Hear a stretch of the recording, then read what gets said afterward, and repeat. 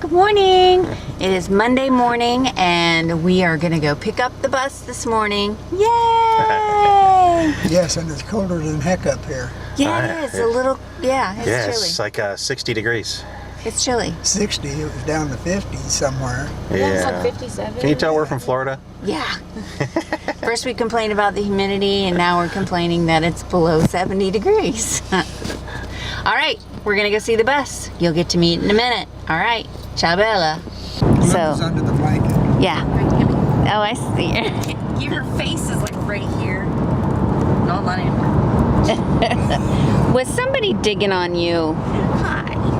Is he mean? Did she hop on top of you while you was sound asleep hiding from the windshield wipers? And then start digging on you? Goodness sakes, how rude. It's very rude. Well, there it is.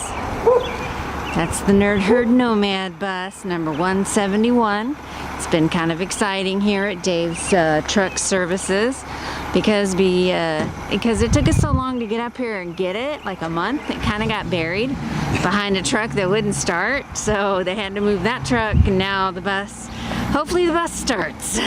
But that's number 171. That is the Nerd Herd bus. Isn't she beautiful? Well, and Laura's gonna stay at a safe distance because yesterday when we came to check out the bus, well, let's just put it this way: bus 1, Laura 0, because she hit her noggin right here on this mirror. So her and this bus are kind of at odds with one another right now. She actually woke up with black eye this morning. So here we go. Here is the entrance to our new establishment. Well, it will be soon. And here we go. Here's our bus. Ow. Lots of work to be done, but it'll be fun.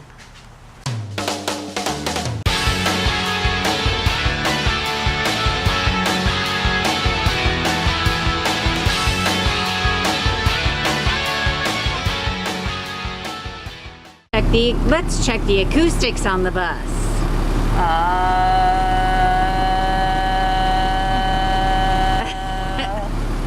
Would you like to do a vocal test too? Second morning vocal test. Hey honey, guess what? What? We bought a fucking bus!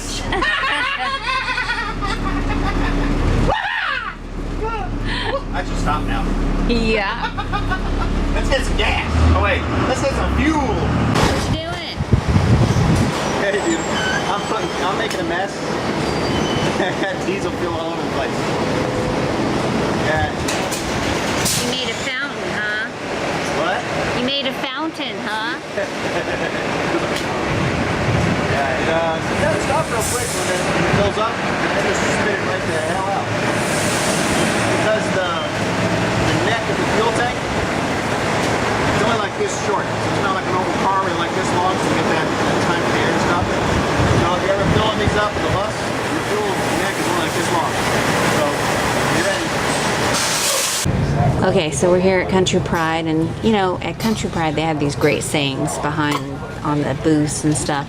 So this one behind Laura says, "Don't compromise yourself, you're all you've got," and it's by Janis Joplin. Oh Lord, won't you buy me a Mercedes Benz? My friends all drive Porsches. I must make amends. Okay, Beautiful.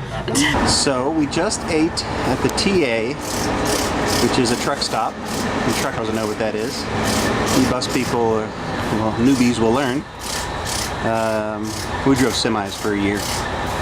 We went to the Country Pride and ate. We got some diesel fuel. Now we're giving it a quick wipe down the inside because we just picked it up, you know, right before we ate. And there was no real place to, we were kind of in the way there. So we're over here and we're cleaning her up a little bit now, get some of the dust out of it. The dirt, just a little bit. And making sure she's safe for the road home.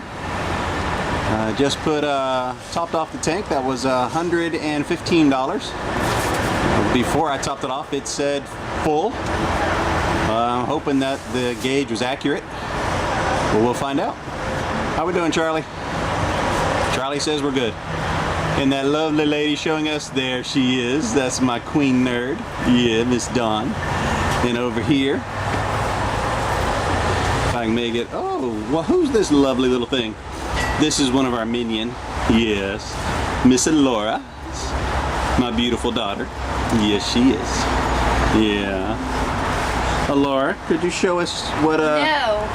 Yeah, see, she's gonna show it to us. Come on, sweetie. Our fans want to see.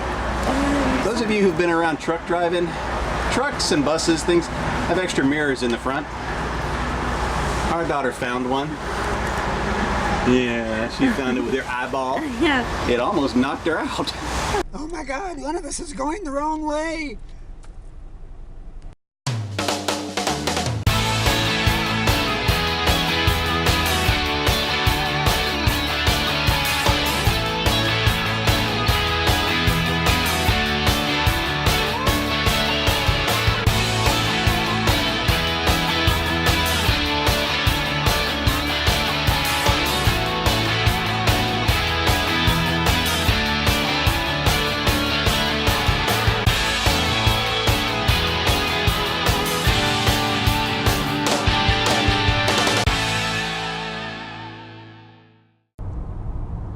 Son-in-law and daughter, they bought him a bus.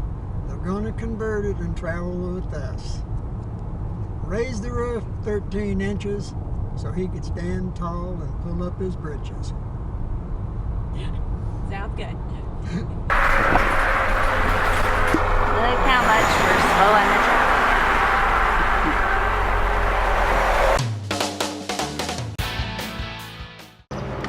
Hey guys, this is the Nerd Herd Nomad. We're coming down I-77 just over the North Carolina border, so we're in North Kakalaki right now. And last night, for about the last half hour of driving, our high temp alarm went off. So we parked it here, got a room, relaxed, decided we'd relax because we want to keep this fun. If it's not fun, we ain't doing it right. And this is what, after talking to people, looking around and investigating a little bit, what might be our problem. We just started going through some real big hilly hills, and these cooling systems are so large that it might have been an air bubble or an air pocket that moved around and basically caused us to move to a bad spot, which caused the temp alarm to go off. Because we could physically hold the radiator and it wouldn't burn us. And no, we didn't try that immediately. Even though the alarm was going off and the gauge was maxing out, and we would stop and drive a little bit, stop and drive until we could get to where we could park it. So what we did is, after talking to people, we just poured in 2 gallons of this. I'm going to show you where we poured it in and what we're doing. If this ain't right, somebody tell us. But we're talking to people and that's what they're telling us. Now the radiator fluid that was in it was colored red. Everybody I'm talking to is like, yeah, it doesn't really matter. So we bought this stuff here. I don't know if this is the right stuff. I just know that, because it doesn't say diesel engine on it, but I don't think there's much of a difference in radiator fluid. At least not for these big old Cummins diesels. Or whatever that diesel engine is. So, there's a couple things they talked about. And if you want to, Charlie's behind the camera, by the way. That's Papa. You want to hand that to me, Charlie? Let me see if I can show him that. There's a valve that you can turn off right there. See that valve right here? This is the valve that turns off and takes away the stops flowing radiator fluid to the back. Now our radiator fluid, that's the back side of our overflows, and you can see it kind of bubbling, which tells us there's air pockets. Now we couldn't hardly see anything in it at all earlier, so we're thinking that when we were driving up these big hills and down these little big hills that they got in Virginia, West Virginia, whatnot, it moved that air pocket to a location where it showed itself off. You can see it still bubbling. See if I can get a little closer. And I have my arm on the engine. It's not turned on yet. We're going to do that here in a minute. See that bubbling? Yeah. Okay, and then Charlie's going to walk you around and show you where we poured radiator fluid in. So just move slow. Yeah, go ahead and go up to the front, Charlie. Charlie is Grandpa Nerd.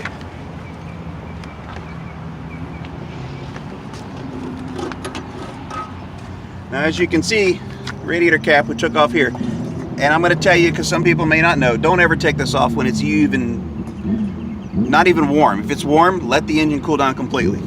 So you figured out, because the engine was only turned on for about 45 seconds, maybe 2 minutes. Okay, so maybe 2 minutes, because we moved it up about 30 feet to get it level. And it already had pressure in it. It just sprayed out. A little bit was in there. And that was only 2 minutes. And it's not hot. So really wait till it's cooled down. That goes there. We have a sight glass here that still can't see anything in. And what we did is we went to Walmart and for like, yeah, the sight glass here. For like $3, we bought this contraction. This screws onto this. And because it's adjustable, you can buy the fancy ones if you want, or you can just buy this from Walmart. That goes like that, makes it easy to pour in. Otherwise, you'll never get that thing in there. And you just pour it in slow. So, again, I'm the chief nerd, Mel. And once we get this issue resolved, we'll film a little more.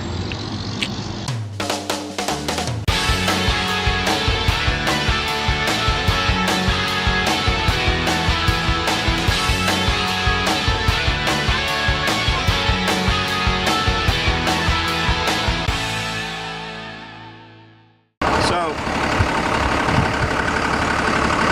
after talking to everybody, put in a few gallons of coolant, the 50-50 I showed you earlier. We finally got it where it's up to the overflow reservoir, and it's set there and it's holding. So we purchased some extra bottles, about 4 gallons more, to keep them on the bus. I'm going to back it up here a little bit onto a hill and hope that moves if there's any bubbles around. Maybe that'll move the bubble around. And so I'm going to do things like that, see if we can move some bubbles, see if it'll burp, is what they're calling it. And I'm going to use that valve I showed you earlier that turns off the water going back to the heaters, because the furthest heater all the way in the back, it's getting hot. So it's working. So that makes me believe the water pump itself is moving fluid, because it didn't take any long at all for it to get warm. So that being said, that's where we're at. We think we have it fixed, and hopefully you don't see another one of these videos, because that means we didn't have it fixed. Thanks to Grandpa Nerd. And of course, if anything goes wrong. Yeah. And I've already told him I don't know anything. He knows it all. Yeah. All right.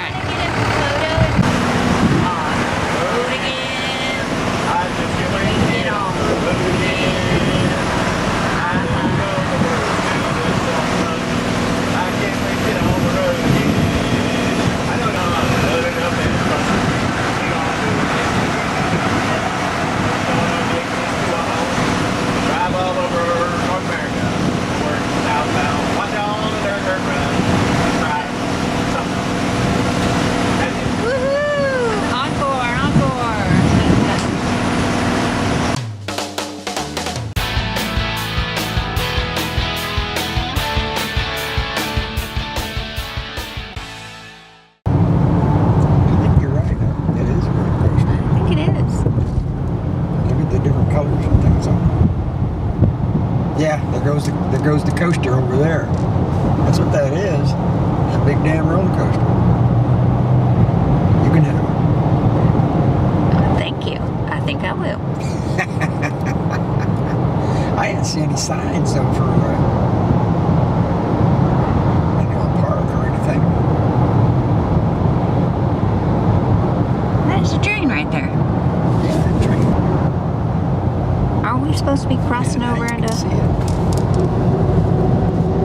They got a couple of towers there too. Welcome to South Carolina.